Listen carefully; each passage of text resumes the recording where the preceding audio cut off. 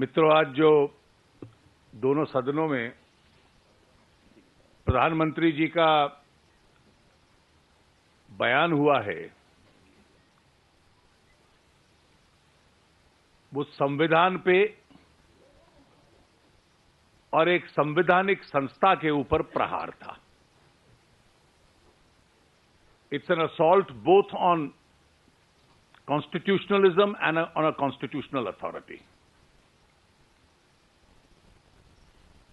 UPA का एक प्रयास रहा है कि संवैधानिक संस्थाओं को सबवर्ट करो,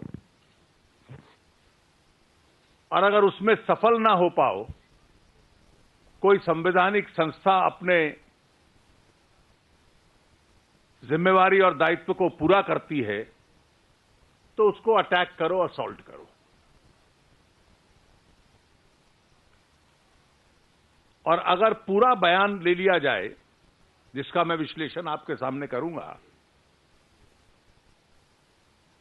शासन तंत्र में और राजनीति में जो नैतिकता है, उसकी आवश्यकता के साथ उन्होंने घोर अन्याय किया है। It's a defiance of ethics in governance and in politics. उन्होंने आरंभ में कहा कि मैं इसकी पूर्ण जिम्मेवारी लेता हूं, I take full responsibility. But step by step, if you analyze his statement, he transferred responsibility to somebody else.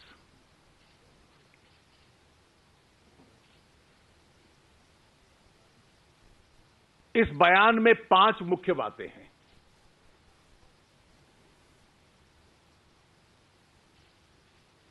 पहली जिम्मेवारी वो देते हैं इस देश के संघीय ढांचे को।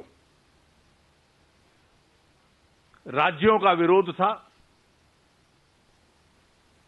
और इसलिए कंपेटिटिव बिडिंग की नीति जो हमने बनाई थी, उसको लागू करने में विलंब हो गया।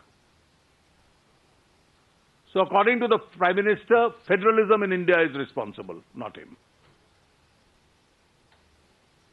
जीडीपी बढ़ाने की चिंता थी, पर कानून पास होने में संसद में बहुत समय लगता है, ये लोकतांत्रिक प्रक्रिया है।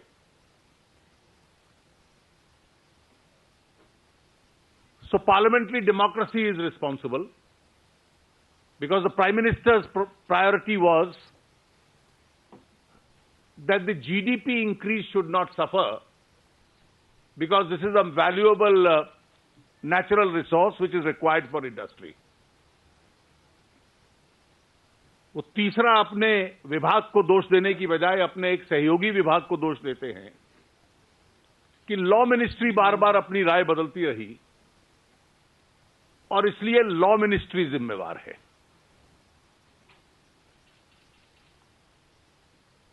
उनका चौथा तर्क यह है कि हमने एक ट्रांसपेरेंट और फेयर बिडिंग प्रोसेस फॉलो किया। और अंत में यह कहते हैं कि जो घाटा हुआ है, सच में वो गलत है, क्योंकि सीएजी की कैलकुलेशन में ही अपने आप में गलतियां हैं।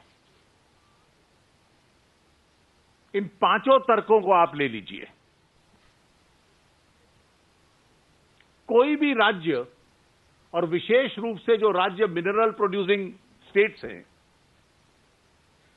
किसी भी दल के हों, वो अपने राज्य की चिंता करेंगे। लेकिन जैसा हमने पहले भी कहा कि राज्यों का अधिकार केवल माइनर मिनरल के एलोकेशन पे है। मेजर मिनरल और कोल मेजर मिनरल है, वो केंद्र के अधिकार क्षेत्र में है। और आपने तो राज्यों को ओवररूल कर दिया। राज्य जो अपने पावर प्रोडक्शन की चिंता कर रहे थे, अपने स्टील उद्योग की चिंता कर रहे थे, उनको ओवररूल कर दिया। और जो सुषमा जी ने बयान पढ़ा, मंत्री जी कहते हैं कि सब राज्य मान गए। और ये ओवररूल आपने 2006 में कर दिया। तो फिर प्रधानमंत्री एक संघीय ढांचे पे दोष डालकर राज्यों की जिम्मेवारी डालें, ये इस देश के मुखिया को शोभा नहीं देता। मुझे जीडीपी ग्रोथ की चिंता थी, इसलिए संसद में बहुत समय लगता है, लोकतंत्र की ये मजबूरी है। My priority was GDP over parliamentary democracies process of passing legislation. इस तर्क का खोखलापन देखिए। ये जो खदानें दी हैं, ये कोल ब्लॉक्स दिए हैं, यहां माइनिंग अभी तक नेग्लिजिबल है। They barely mined anything in these mines. 2004 के पॉलिसी डिसीजन और 2012 के बीच में इन कोल ब्लॉक्स का जीडीपी ग्रोथ पे कंट्रीब्यूशन निल है।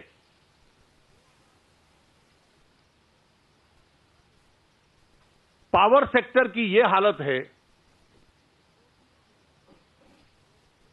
कि आज सबसे अधिक चिंता किसी सेक्टर पे है तो वो पावर सेक्टर के है।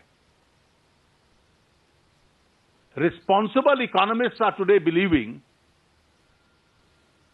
That power sector will become India subprime, जो डेट ट्रैप में फंस जाएगा, और वो प्रक्रिया आरंभ हो चुकी है। आपके इस सारे कारनामों की वजह से कोयला नहीं है, पावर सेक्टर उसकी दुहाई दे रहा है, और आप कह रहे हो कि मुझे जीडीपी की चिंता थी, लोकतंत्र में कानून बनाने में समय लगता है।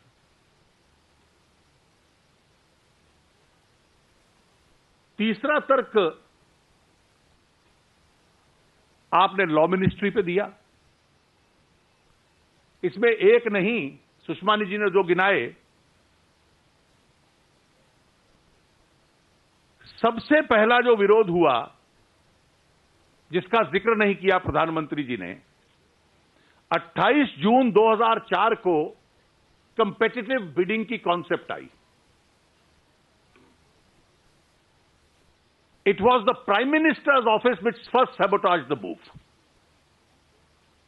On 11 September 2004, the Prime Minister's office circulated a note listing the disadvantages of competitive bidding. सरकार की नीति जून में आती है और सितंबर में प्राइम मिनिस्टर्स ऑफिस उसको स्पाइरल में भेज देता है कि इस नीति से तो बड़ा नुकसान होगा। लॉ मिनिस्ट्री आपकी है, पहले सलाह देती है कि एडमिनिस्ट्रेटिव इंस्ट्रक्शन से करो, फिर कहती है कानून बनाओ। इतनी आवश्यकता थी तो आप ऑर्डिनेंस ला सकते थे। सरकार कितनी ऑर्डिनेंस लाई? एक छोटा सा अमेंडमेंट बनाने में 2 साल लगा दिए। जब पारित हुआ तो 17 महीने उसको नोटिफाई करने में लगा दिए। ये 8 साल की यात्रा ये है। और उसके बाद जब सबको यह ऐलान हो गया कि अगली रिजीम कंपेटिटिव बिडिंग की है, नीलामी की है, तो एक प्रकार से दरवाजे खोल दिए कि आते जाओ और लूट के लेते जाओ। Anticipating that there is now going to be a change in regime, you opened the floodgates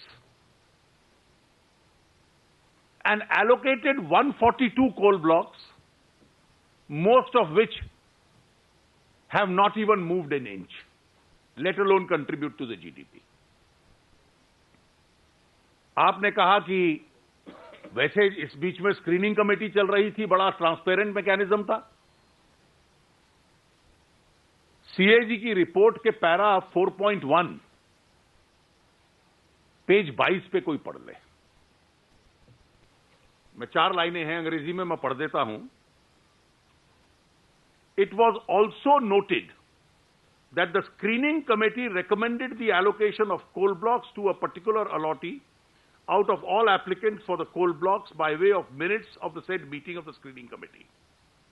However, there was nothing on record in the said minutes or in any other document on any comparative evaluation of the applicants of the coal block which was relied upon by the screening committee. Minutes of the screening committee did not indicate how each one of the applicants for a particular coal block was evaluated. Thus, a transparent method of allocation of coal block was not followed by the screening committee. ना minutes में ना किसी दस्तावेज में ये आधार नजर आता है कि अलग अलग एप्लीकेंट्स में से जिसको चुना गया, क्यों चुना गया, क्राइटेरिया क्या था, ये किसी के सामने नहीं है। और इस प्रक्रिया को प्रधानमंत्री कहते हैं कि ये बहुत ट्रांसपेरेंट थी। और आखिरी पॉइंट वो कहते हैं कि ये जो घाटा हुआ, ये आंकड़ा अपने आप में गलत है, दिस फिगर इज एग्जैजरेटेड। और दो तर्क देते हैं कि आपने वैल्यूएशन का बेसिस गलत लगाया। हमारा एक दूसरा कानून है एमएमआरडी एक्ट का जो अमेंडमेंट है कि जो 26% होगा कोयले से मिलेगा वो उसी क्षेत्र में खर्च किया जाएगा। वो जब कानून पास होगा तो तब होगा, वो रेट्रोस्पेक्टिव तो है नहीं।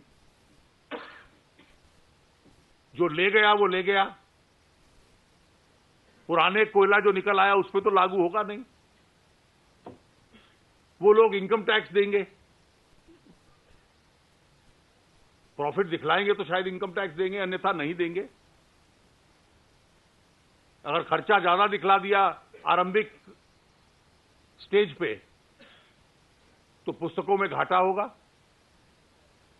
ये मत भूलें मित्रों कि इन कोल ब्लॉक्स का आवंटन करने के लिए इन 142 लोगों से कोई पैसा नहीं लिया गया।